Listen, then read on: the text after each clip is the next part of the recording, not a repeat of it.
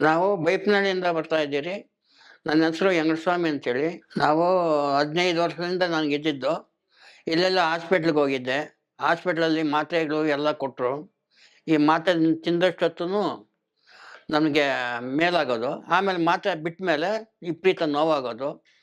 15 ವರ್ಷದಿಂದ ನಮಗಿದ್ದಿದ್ದು. ಮೊಣಕ ಫಸ್ಟು ಕಾಲುಗಳು ಮುಡಿ ಈ ಗೆಣುಬುಗಳು ಬಂದವು. ಆಮೇಲೆ ಕಾಲು ವಿಪರೀತ ಕಾಲುಗಳು ನಡೆಯೋಕ್ಕಾಗ್ದಾಗಾಯಿತು.